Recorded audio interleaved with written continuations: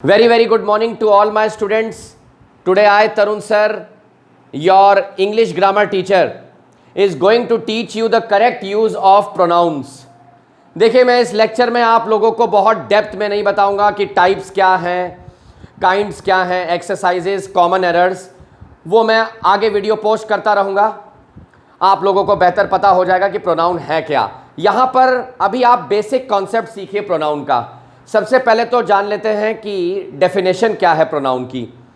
Pronoun is the alternate name of noun. सवाल यह है कि सुनने में बहुत आसान लग रहा है ये डेफिनेशन।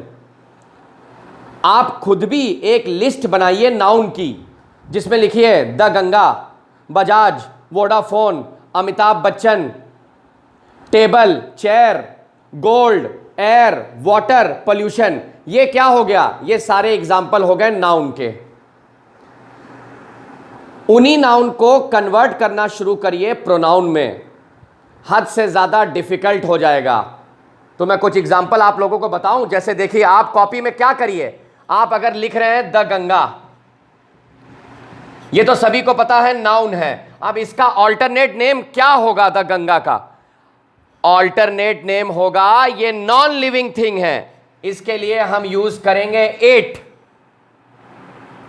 समझ गए? ये रहा वो प्रोनाउन। इसी वजह से मैंने ये लेक्चर डिजाइन किया है स्टूडेंट्स आप लोगों के लिए। देख लेते हैं कि ये प्रोनाउंस कौन सी चीजों के लिए यूज होते हैं। ही बहुत आसान, बॉय के लिए। शी बहुत आसान, गर्ल के लिए। आई बॉय और गर्ल। एक और चीज ध्यान दीजिएगा इसमें कि कौन सी चीजें सिंगुलर हैं और कौन सी चीजें प्लूरल हैं, कौन सी चीजें ह्यूमन बीइंग्स के साथ यूज की जा सकती हैं और कौन सी चीजें एनिमल्स, प्लांट्स और नॉन लिविंग थिंग के साथ यूज की जा सकती हैं। तो भाई ये तो बहुत आसान है। ही का यूज हम लोग ह्यूमन बीइंग, शी का यूज ह्यूमन बीइंग, बॉय हो गया, गर्ल हो गया। आई का यूज क्या जानवर और नॉन लिविंग थिंग कर सकते हैं? नहीं, ह्यूमन बीइंग। और कौन किस कैटेगरी में आएगा? ये बॉय और गर्ल कोई भी हो सकता है। इसी तरीके से यू, अगर हम लोग यू की बात करें तो ये कभी भी जानवरों के लिए और नॉन लिविंग थिंग के लिए नहीं यूज कर सकते, ये भी ह्यूमन बीइंग। और यू में कौन कौन हो सकता है? या तो बॉय या तो गर्ल। वी ह्यूमन बीइंग, ये बॉय प्लस गर्ल। समझ गए? जिसको हम लोग मेल और फीमेल कहते हैं। इसी वजह से मैं बॉय और गर्ल लिख रहा हूं, उसको कंफ्यूज मत होइएगा। मैं जब स्पीकिंग की क्लासेस लेता हूं तो कई बच्चे ऐसे प्रोनाउंस का यूज करते हैं जानवरों के साथ या प्लांट्स के साथ या नॉन लिविंग के साथ, जो कि गलत है। आगे चलते हैं। दे का यूज हम लोग यूज कर सकते हैं ह्यूमन बीइंग्स के लिए। चलिए देखिए जरा, यहां पर एग्जाम्पल लिखते हैं। अगर हम लोग ने कई जानवर एक साथ देखे तो क्या सवाल ये आता है, क्या हम उनके लिए दे का यूज कर सकते हैं?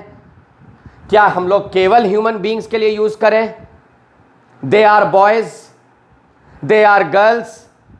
क्या हम लोग दे आर एनिमल्स कह सकते हैं? यहां पर आपको ब्रेक लगाना पड़ेगा। समझ गए? दे की जगह आप कोशिश करिए। देखिए, गलत तो कुछ नहीं, लेकिन आप कोशिश कर सकते हैं दे को रिप्लेस करिए दोज से। समझ गए? दे को रिप्लेस करिए दोज से या दीज से। ये आप एनिमल्स के लिए और नॉन लिविंग थिंग के लिए यूज कर सकते हैं, और ह्यूमन बीइंग्स के लिए these are books, those are books, these are puppies. समझ गए? तो इस तरीके से आप इसको, इसके बदले इनको यूज करना शुरू करिए। किसके लिए? एनिमल्स के लिए, प्लांट्स के लिए और नॉन लिविंग थिंग्स के लिए। अब अगर आपके सामने किताबें पड़ी हुई हैं, अगर आपके सामने किताबें पड़ी हुई हैं तो मेरे बच्चों, आप ये नहीं बोलेंगे दे आर बुक्स, आप ये बोलेंगे दीज आर बुक्स या दोज आर बुक्स। तो मैंने इसका रिप्लेसमेंट बता दिया है। चलिए भाई, देम का यूज ह्यूमन बींग्स के साथ होता है, प्लूरल का वर्ड है, या तो बॉय या तो गर्ल या तो कई लोग एक साथ।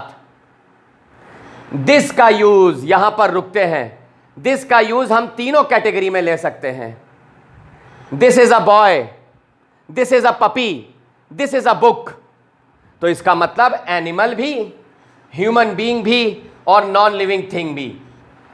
समझ गए? इसी तरीके से दैट, ये डेमोन्स्ट्रेटिव प्रोनाउन है, इसमें आपको ज्यादा दिमाग नहीं लगाना है। दिस हम लोग इसलिए यूज करते हैं पास की चीजों के लिए, और दैट हम लोग यूज करते हैं दूर की चीजों के लिए। समझ गए? ठीक है। और ये दोनों सिंगुलर में यूज करिएगा, सिंगुलर। आगे चलते हैं। दीज और दोज मैंने आपको बता दिया, ये भी पहली बात तो प्लूरल में यूज होते हैं, और ह्यूमन बीइंग्स के लिए, एनिमल के लिए, प्लांट के लिए, नॉन लिविंग थिंग्स के लिए, किसी के लिए भी आप यूज कर सकते हैं। These are boys, these are flowers, these are books, these are animals, आप यूज कर सकते हैं दोनों।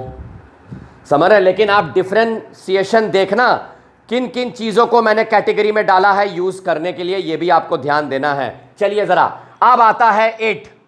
ये मेरे बच्चों, ये एक ऐसा प्रोनाउन है जिसका यूज आप केवल और केवल नॉन लिविंग थिंग के साथ यूज कर सकते हैं, या एनिमल्स या प्लांट।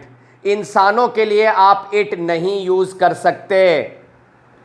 समझ गए? इट का यूज इंसानों के लिए नहीं यूज कर सकते।